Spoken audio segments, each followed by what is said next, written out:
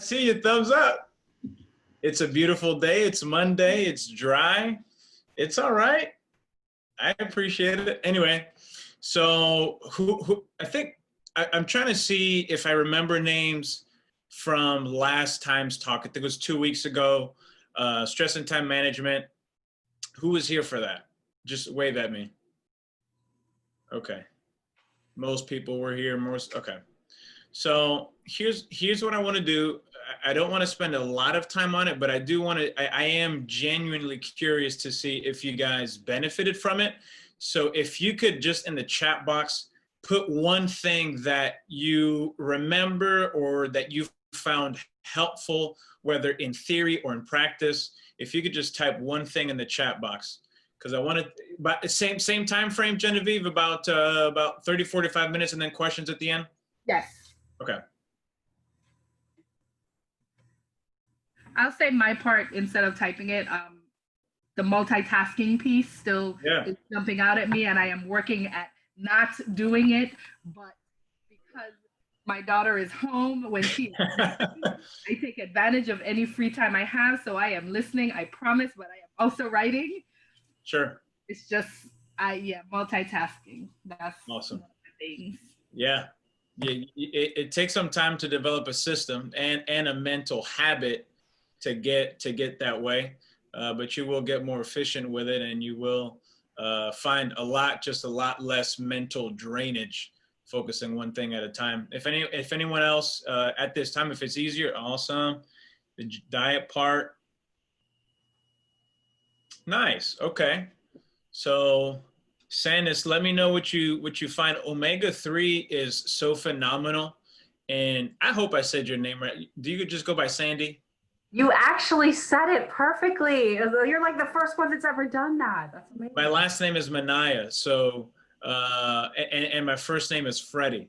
So I've been tortured my whole childhood on my name. So I try to be very particular about getting people's names right. But that omega-3s are phenomenal for every area of your body.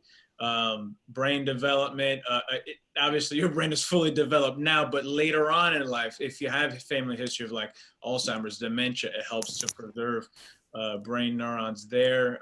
I don't think that I mentioned it last time, but it's great for skin issues. My daughter has eczema, my second daughter. So for eczema, we give her omega-3 probiotics and vitamin D. The omega-3s helps with skin, helps with achy joints. If you have achy joints, omega-3s, it's so good. So I'm excited to see over the next couple of weeks if you feel any changes. Relieve things that don't need immediate attention. Awesome. Awesome. Allison, who's Allison? Awesome. Yep. Focusing on things that matter, not on the little things. It's tempting to focus on like the little things because it's really gratifying to just check something off your list. Bam, bam, bam, bam. But then, at the end of the day, it's like, did I actually accomplish anything worthwhile? Did I accomplish anything that's going to get people off of my back and help me to breathe for a minute? So today, the conversation is losing the COVID-19, get fit while you sit. So there you go. Yep. Good products. Whether that company, Now Foods, or another one, I just like it because it's easy to spot. Big, bright orange bottle, and they're GMC certified. So losing the COVID-19, get fit while you sit. The reason why I named it that is because I thought it was a nice play on words, but I noticed that a lot of people were gaining about 10 to 20 pounds because of the quarantining, because of the lifestyle shift. I mean, it was a challenge early on getting toilet paper, let alone healthy food and all of these things. And so obviously a lot of stress. When you're under stress, your body has a lot of cortisol, promotes weight gain. You're going to stress eat, which further promotes weight gain. So a lot of people have gained weight, not to mention gyms closed down. So I wanted to do this. One, I started doing it on a small scale with patients in the office because once things started opening up, the country started opening back up, they started working out again. And you probably noticed that there's been a great shortage of exercise equipment, bikes, weights. I don't know if you guys have noticed, but because a lot of people are taking an initiative in getting healthy. And that's great, but a lot of people are getting hurt now because they're not used to exercising, or they're really going at it hard to lose those 19 pounds. So I'm getting a lot of patients in the office coming in, doc, I overstretched, I overlifted, I did too many reps. And so I'm trying to avoid that. While that may be good for business temporarily, it does make my job harder if people are injuring themselves. So I want to be able for people to lose the weight, but lose it in a way that you're not injuring yourself. I also want people to lose it in a way that is efficient. And that's a little bit about what we talked about last week. The hours have not changed. We still only have so many hours in a day. And so in the midst of everything that you have to do, responsibilities at work, at home, you have to find a way to efficiently work out. The last thing you want to do is make an effort, work out, and then not see the weight drop, not see the results, not see the changes in your health, getting healthy. And so I want to give you guys ways so that you can lose weight in an efficient manner. When I was early on in high school, basketball has always been my sport, but I was never that guy that was going to get in the gym for 2 hours. I don't know if you've heard people like that, both men and women that just spend hours in the gym. I can't do that. One, I get bored like crazy. And two, I just don't have that time. So I'm going to show you some things that you ladies can do so that within 20, 30 minutes, 3 or 4 times a week, you can really start maximizing fat burn and start dropping some weight and seeing some health changes along with that. I also want to preface everything that I'm about to say with this. You're hearing me mention weight loss a lot, but I don't want your whole attention and your effort to be on the scale on weight loss, because you can get, back in the day, you can get intentionally installed, if I can put it that way, parasites into your body that will just eat up all of the food that you eat, and you'll lose weight. You can do hard drugs and lose weight. It's not just about the lose weight. It's losing weight for the sake of your health, so that in 20, 30, 40 years, you're not trying to buy your health back after an emergency. That's what I tell a lot of my people. It may be a little bit expensive in some of the areas, some options to try to live a healthier lifestyle, but you'd rather finance your health now than ignore it for decades, 20, 30, 40 years down the line, and then a health emergency happens, and now you're having to spend hundreds of thousands to try to buy your health back. It doesn't work that way. So you want to do this stuff now. So just realize that when I'm talking about dropping weight, I'm talking dropping weight for the sake of more energy, less on your joints, blood pressure dropping, blood sugar dropping, cholesterol dropping, all of those things that could shorten your years and the quality of your years. Okay. So we're going to dig in. I'm going to share my screen.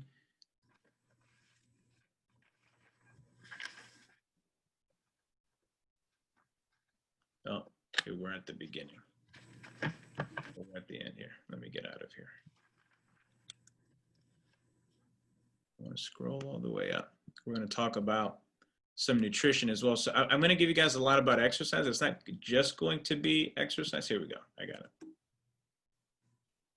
I'm going to give you some nutrition. It's going to be a review of what we talked about last week or 2 weeks ago, but I'm going to give you some additional nutritional principles that you guys can maximize it. You guys can all see me, right? Mm-hmm. All right. So losing the COVID-19, getting fit while you sit, dropping the weight, simple, eating right and exercising.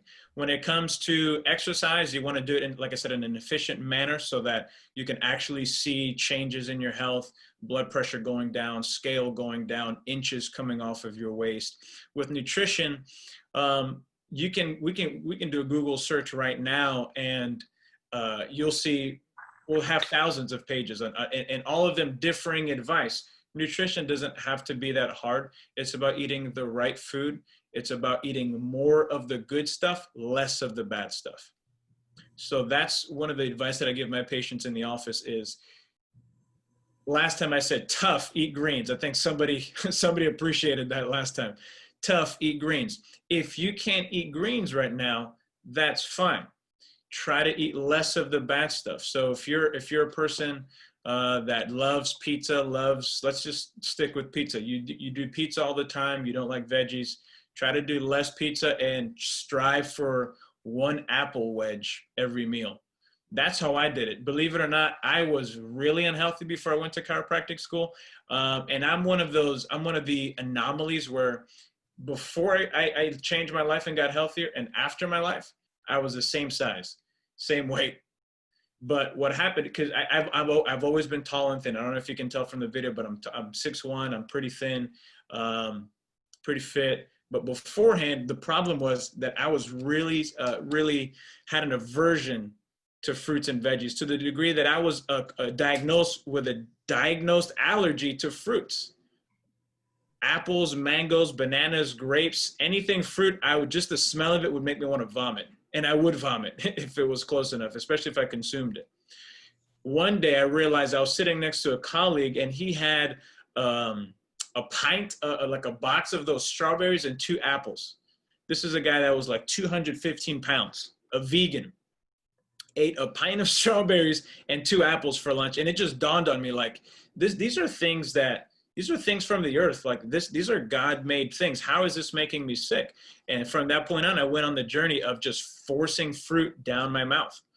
I ate 1 grape every meal, 2 grapes every meal, 1 apple wedge every meal. That became half an apple. And over a series of months, I got to a point where I was finally comfortable and enjoying fruit. And so when I say tough, eat vegetables, I actually mean that. I did that. Your body's just not used to it. So it's a real simple formula. Eat more of the good stuff, less of the bad stuff. Eating right doesn't mean throwing your whole refrigerator out and going to Costco and buying everything organic.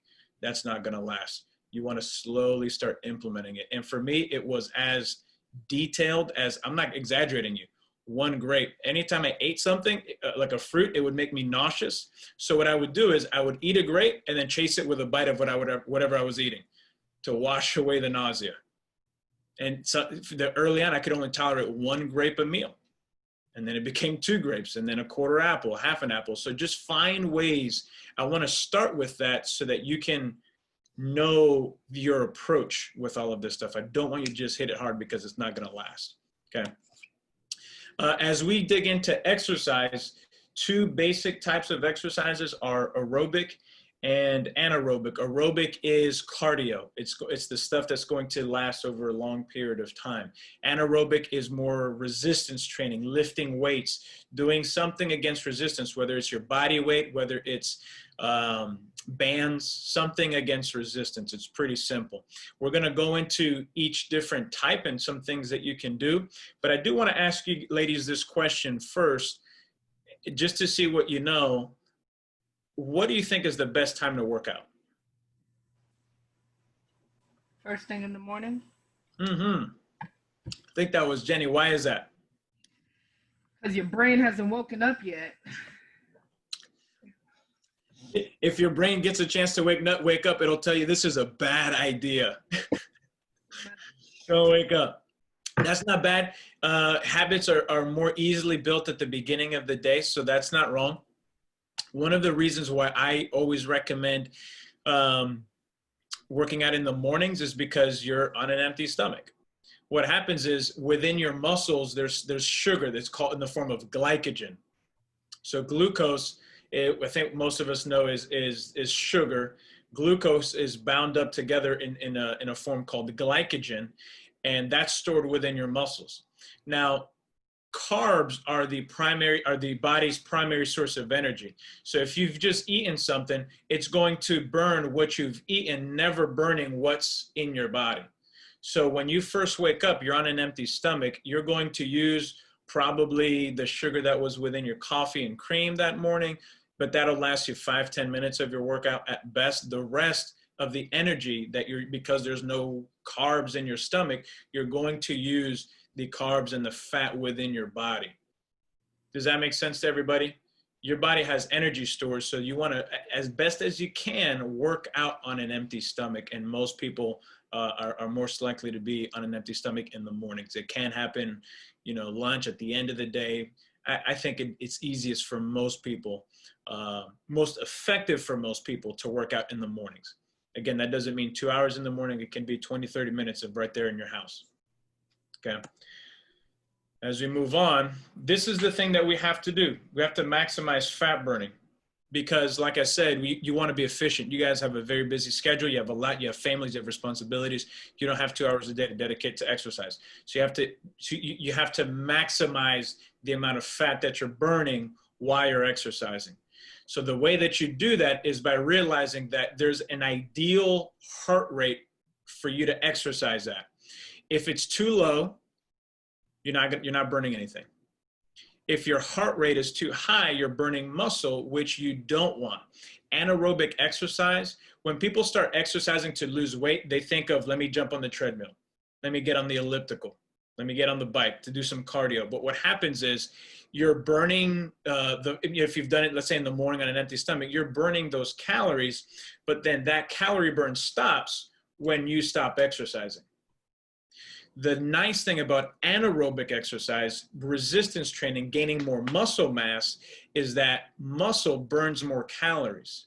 So the more muscle that you develop, even after you stop exercising, your body still burns calories because it takes your body a lot of energy to maintain the muscle mass.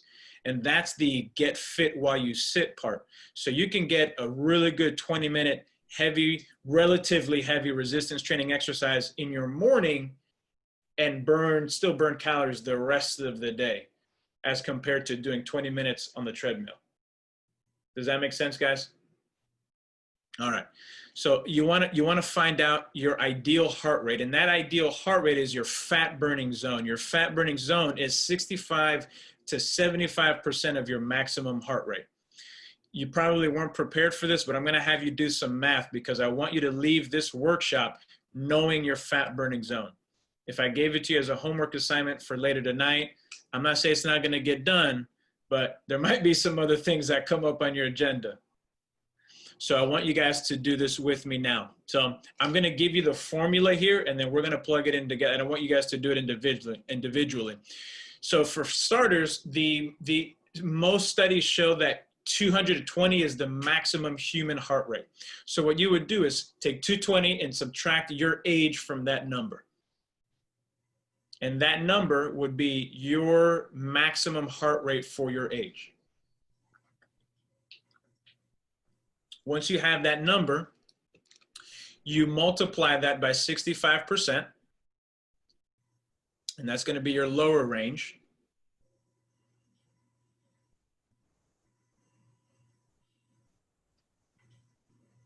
Just looking at everybody.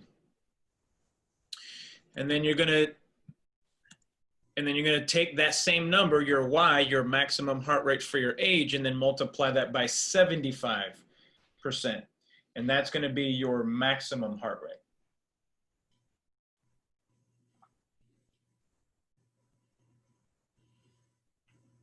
I'm glad you guys are paying attention. I forgot to repeat that. Could you please repeat the last? Yep. So once you get your maximum heart rate for your age, which is the number 220 minus your age, the last part was take that number, your maximum heart rate for your age, and multiply that by 75%. And that'll be the maximum number. And that'll be the upper limit. Yes, ma'am. Yep. Okay. And 65% is the lower number. The lower, exactly right. Thank you. Thank you. Absolutely. So I'm glad you guys are doing this. I failed to mention at the beginning that we're going to do the same thing. I really want you guys to benefit. I want you guys to pay attention. So at the end, I will have a question. The first person that gives me the right answer will get a Starbucks gift card for 15 bucks. Sounds good. See, I'm seeing some smiles already. Sharon, you should have gotten yours by now, if you're on here. Yes, I sure did. I posted it in the chat box that I received. Oh, yeah, that's right. I did see that. Yep. Awesome. Thank you. It's a real thing. They make those now. They're real. They're real. All right. So I'm going to walk through a sample with you guys. Okay. So take a look at the screen. We have 220. Let's say we have a 45-year-old, pretty similar for male and women across the board. The result, 220 minus 45 would be 175 beats per minute for, it would be a maximum heart rate for a 45-year-old. 65% of that would be 114 beats per minute approximately. 75% of that would be 131 beats per minute. So the max fat burning heart rate zone for a 45-year-old would be 114 to 131 beats per minute. That's the range that you'd want to stay in while you're working out. Now that means you'd probably want to get yourself a heart rate monitor, whether you have a smartwatch, whether you just get one of those Fitbits. You can get one that goes across your arm as well. You can get one that goes. Let me get out of here. You can even get one that goes across your chest. If you're wearing like a sports bra, you can have it. And those are probably the most accurate because it's right over your heart. If you're doing some cardio at that time, some of the equipment will have sensors that you can keep your palms on. But if you're noticing that you're getting lower than so for this person, if they're noticing that they are getting under 114 beats per minute, they'll want to speed up a bit. If they're noticing that they're getting above 131 beats per minute, they want to slow down. They want to slow down.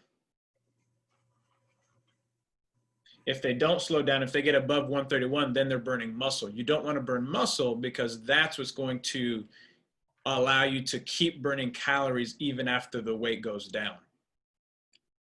That makes sense? And the tough part for most people, here we go. Yeah, that's what I wanted.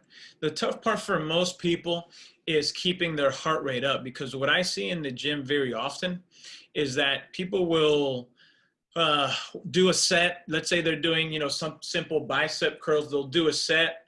They'll really, work out hard, and then they'll, get on their phone for 5 minutes, take a breather. But when something about our phones, we don't really have a real measure of how long we're actually on it. They've done studies on this where they have people on their phones, and then they survey them. How long do you think you're on your phone? About 5 minutes. It was about 15, about 20 minutes. So you wouldn't really have an idea. Once we're in the phone, we really lose track of time. And so when that happens, when you're taking that much of a break in between sets, your reps go down. So it's like you're starting from scratch all over again. So those are the people that say, you know what, I joined a gym membership. I was on it for 30 days and I only saw like 2 pounds go down. With all that effort, I needed to see more. I'm done.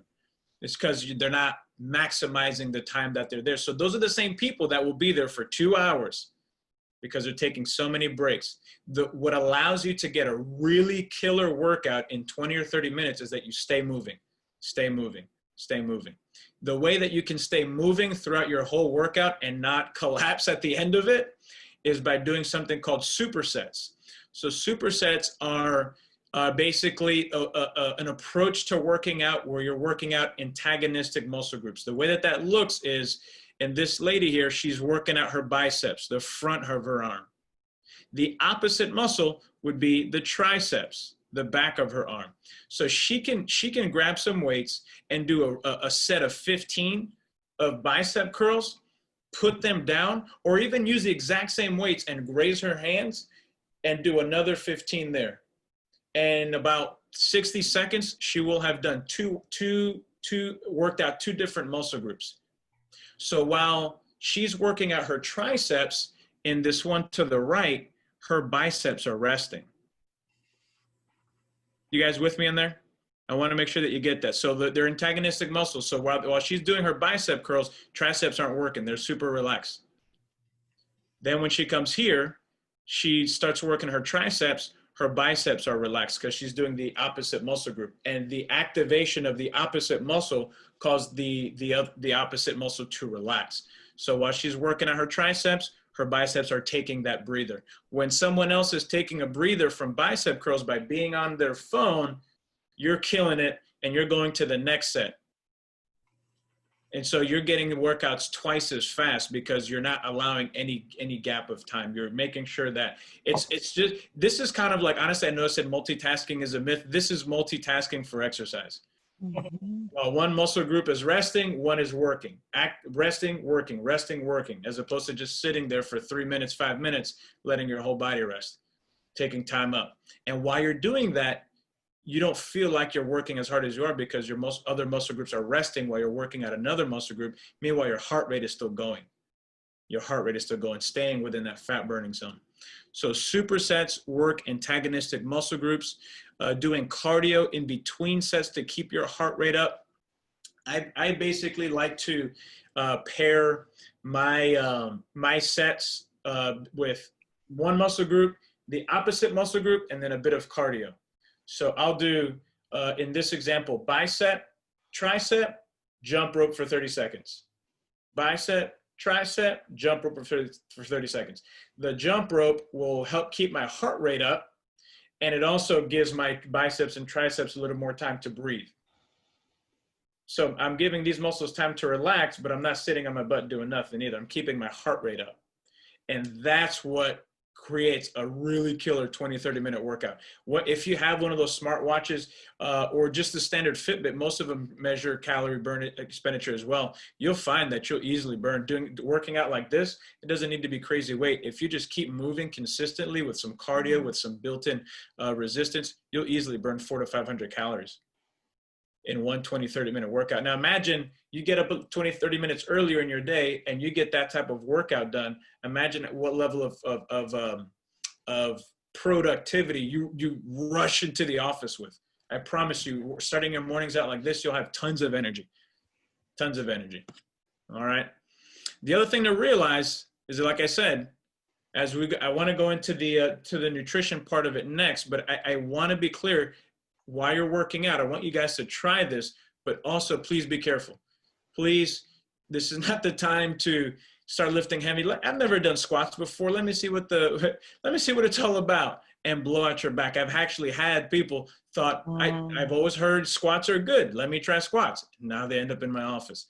If you're exercising and your spine hurts, or all of a sudden you get that exacerbation of sciatica, or you get that throbbing headache, which is common in a lot of people, I would say get checked out. Please let me check you out before you come in, because most likely you're going to injure yourself, and you don't want, the last thing that you want to do is, in your attempt to get healthier, to take steps backwards. And now you're having to call in from work and go to your doctor and take medication and all these things. Don't hurt yourself in the process of getting healthy. So things like probably the most common thing is throbbing headaches when people are exercising. The reason why that's happened is because circulation is pumping up, but they have misalignments in the neck that are contributing to that throbbing feeling. So that's a person that would need to get their neck checked out, make sure that everything's properly aligned. When it comes to the nutrition aspect of it, as we're about to get into, about 8 out of 10 people with low back pain will have digestive problems. And so what I always tell my patients is, realize is that we've heard the saying, you are what you eat. It's not really so, because I think probably most of you could raise your hand if I ask you, do you know one person that, or maybe it's you personally, but do you know one person that has tried this stuff, has tried to exercise, has tried to eat healthy, but didn't see the results, didn't see their weight come down, didn't see their health change, didn't see their blood pressure coming down? A lot of times what happens is there's issues in the digestion that isn't allowing your body to absorb the good food that's being eaten. So really, it's not you are what you eat, it's you are what you absorb. And so a lot of times, people with low back pain, 8 out of 10 of them will have the digestive issues. Many times when they come into the office, their main complaint is digestive issues, not even realizing that they have a low back complaint. And so whether it's for the exercise component or for maximum absorption of the nutrients that we're about to talk about, I recommend get checked out. We're going to talk about it at the end, but I think there were a few people that were asking about information from my office at the last talk, and I just failed to answer that question. So whoever, I forget who it was, but forgive me about that. But I'll tell you more information. So if you're wanting to get checked out, you can do that. But if you're one of these people that has issues with spine pain, any of those things when you're working out, or if you have digestive issues, I'd be happy to check you out, and I'll tell you more information. Okay, the nutrition side of it. So the nutrition, this is basically what we talked last time. Did anybody try this? I think somebody said the veggies was a good. Anybody try drinking more water? Oh, yeah. As I take a sip. Good. So half of your weight in ounces. Veggies, 60 to 80% of your meal. The other 20% should be protein. The remaining 10 to 20%, you want it to be carbs. We're going to talk about carbs here in just a second, but I just wanted to review this stuff because this is really simple stuff that you can implement at any point in your day. Eating more healthy fats, monounsaturated fats that you'll find in nuts, olive oil, avocados, omega-3s. I'm glad some of you have tried that. I'm excited to see what benefits you get from that. I'm sure you'll see many. I love this right here. For anyone who's familiar with Bible scripture, it says, I can do all things through carbs which strengthen me. Pasta 24/7, baby. So whoever is not familiar with it, it should say, I can do all things through Christ whom strengthens me. But I saw this and I thought, that's perfect. That's pretty much where most of us are at right now, especially with all of the stress. So when it comes to eating carbs, you're going to hear a lot about no carb diets. I'm sure you guys have heard that, eating low carb or no carb, paleo, keto, Whole30, all of this stuff. When it comes to exercise, it's hard to go no carb because carbs are the primary source of energy for your body.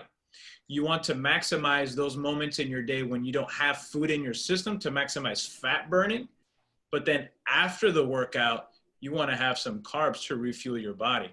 So I'm not the proponent of a no carb lifestyle. It's hard to sustain. The body needs carbs. Your brain, the only energy fuel source for your brain is glucose. There's no protein. There's nothing that's getting in there. It's going to be glucose that has to get in there. So you want to eat quality carbs. So examples of quality carbs are sweet potato, quinoa, brown rice, beans. There's others, but these are some popular ones here that you can have it cooked any which way. If you're going to have a workout, what I do is, and this is what I recommend for all of my patients, is on days that you work out, eat more carbs. On days that you don't work out, eat less carbs. And that makes sense, right?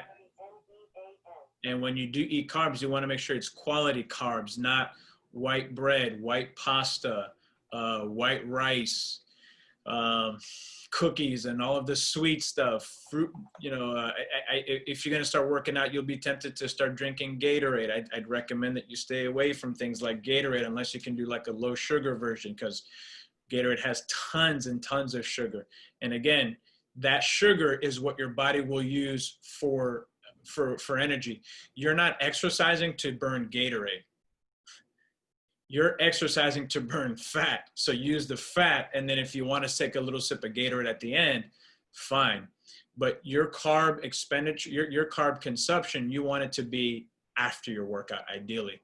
Your body will need those quality carbs to help rebuild and refuel for the rest of your day. Okay. Meal timing. Meal timing is important. It's not something that people talk about a lot. A lot of this information that I'm sharing with you, you've probably heard it in other, sorry, I keep banging my table. You probably hear it in other areas, online shows, whatever it may be, but meal timing, I wish people talked about more. Have you guys heard of the old myth or saying that you don't want to eat late heavy? Or you don't want to eat late at night? Anybody think that to be true? I agree with you, Sharon. I agree with you. It is true. And I want y'all to know why. Most of my patients will tell me, no, that it's not true. They don't believe it, but it is true. Here, we're going to go back here. Because here's the thing. The general rule of thumb is that you don't want to eat 3 hours prior to your bedtime, or no later than 3 hours before you're going to bed. So if you're going to bed at 11, you don't want to eat past 8 o'clock. And the reason for that is there's only so much blood in your system, in your body. When you eat a meal, a majority of your blood, some studies have shown that up to 70% of your energy expenditure will go to your digestive system to digest that food and disperse those nutrients throughout the body. So when you eat a meal, those 2 to 3 hours after you eat, a lot of it's going to your digestive system, okay? That same blood is also what brings oxygen and nutrients to your body, but also brings waste away from your body when you're sleeping. So here's the two things that are going on. In an ideal setting, you would go to sleep on an empty stomach, because now that frees up blood to go to your arms, to your legs, to your brain, to the rest of your organs, to allow them to heal and recover. But if you're going to bed at 11 and you eat heavy at 10 o'clock, for those next 3 or 4 hours, most of your blood is going to your digestive system to digest the food and not to your body so that it can heal. So that's why when people eat heavy, they could sleep 8, 9 hours. They wake up like they got hit by a truck.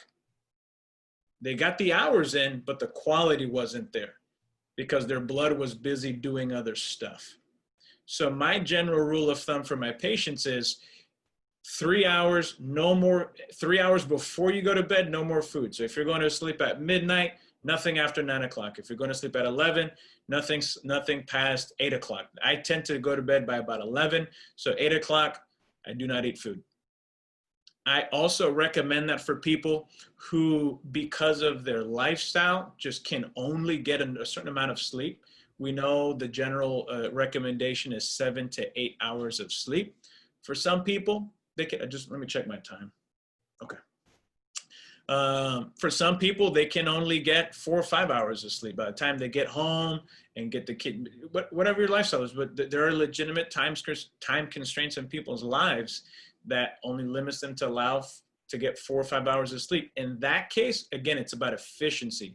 You need to make those 4 or 5 hours as efficient as possible so that it's like you're sleeping 8 hours.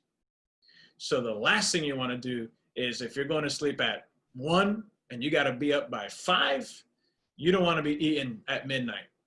I would cut you, if you're sleeping 4 or 5 hours, I might cut you off 4 hours before your bedtime. Now you're going to be hungry. You're going to go to sleep hungry, and nobody likes that, but you will wake up a lot more refreshed. You will have a lot more energy, because for those 4 or 5 hours, you had nothing in your system, and 100% of your blood could go to your body to recover and heal and get ready for the next day to do it all over again the next day. Does anybody have any questions on that? Okay, so I have about 15 more minutes till 2 o'clock. I'm going to go pretty quickly through the rest of this because I want to leave area some time for you guys to ask questions. But with regard to meal timing, eating your carbs earlier in the day, especially if it's a workout day. I like eating my carbs earlier in the day because that leaves you more time. It's very simple for you to burn it throughout your day. If you eat your carbs for dinner at nighttime, you're not doing much except for maybe washing up, cleaning the kitchen, maybe some laundry, some watching TV and going to sleep. But if you have, if a big chunk of your carbs is for breakfast after your big workout in the morning, and the rest of it is just like you see in dinner, protein and veg, you have a long day to try to burn off that calories so you're not sleeping with those calories on you and them turning them into fat. Does that make sense? And then lastly, your last meal, minimum 3 hours before bed. If you're getting less hours of sleep than ideal, I might push that to 4 hours. And again, it might be tough because you're going to be hungry. In those situations, I say chug water, drink a cup of juice, something that could hold you off a little bit. A cup of juice I'm not so concerned about because it's like empty calories anyway, so your body will burn that very quickly. What I don't want is something in your stomach that's going to take hours to digest right before you're going to sleep. The last thing that I would say with nutrition is fasting. Anyone heard of intermittent fasting? So some folks, yeah. I like intermittent fasting because there's I can go into the biochemistry of it, but basically there are hormones that are secreted when you're hungry that mobilize fats to be utilized as energy in your body. So regular moments of fasting throughout your day will help jumpstart your fat burn. I'm not saying starve yourself for a week, for several days. There's basically the 4 different types that you can do. There's the 16-8, where basically you're fasting 16 hours of the day and eating only 8 of them. So the idea here, when we're talking about fasting in this particular case, top left-hand corner, 16 hours, it's taking into consideration that you're sleeping 8 hours. That's the other part of not eating right before bed. If the last time that you wake up is at 8 and you wake up, let's say at 6 a.m. for work, and you don't have your breakfast till 8 a.m., you have not skipped a meal technically, and you've already fasted 12 hours. That's phenomenal for your metabolism, believe it or not. If there's 12 hours where your digestive system can just heal and not have to burn anything, that will jumpstart your metabolism and specifically your fat burn. But if the moment you wake up, there's breakfast, and then you're snacking on something, and then there's lunch, and then you have your coffee or your soda, and then you have dinner, and then you have your ice cream, your digestive system is always working. Now, there is a meal plan about small, frequent meals that works when you're eating healthy stuff. What I see for most people when they're eating small, healthy meals, small, frequent meals, it's really like a big gulp, freeze, a venti, let me not throw Starbucks out there, but you get my point. They're not eating healthy stuff. But really, if you want to start mobilizing fat more and burning fat more, you want to start incorporating some type of this fast. So for this particular individual, top right-hand corner, meal at 9 a.m. breakfast, lunch at 2, dinner at 7. They've had 3 meals, but they've fasted. So they're spending more time of the day fasting than they are eating. This person has a lot of fat burn going on right here. There's 14 hours where your body has to rely on the fat within your body for energy and not the calories, not the food that you're eating. This one is 1 meal a day. So some people will fast breakfast. They can do that as well. If you can fast breakfast and just eat lunch and dinner, that's fine as well. Or you can do several days a week. Eat as you normally do, but need to fast 2 days a week. So if you, let's say, choose Monday and Thursday to fast the entire day for 24 hours, you can do that as well. I just wanted to show you a couple of options, but intermittent fasting, I just want you to hear from me, does help if you've had that question. Okay, so recapping, exercise, cardio, and weights within your fat burn zone. So whenever you're doing cardio and or resistance training, you want to make sure that you're staying within your fat burn zone. So you want to get yourself some type of heart rate monitor and stay moving to keep your heart rate up. Maximize the time that you're already there. Oh, I thought that was a question. With regard to the nutrition, in addition to the stuff that we've talked about already, quality carbs, proper time for max fat burn, so meal timing, and then the intermittent fasting that we talked about.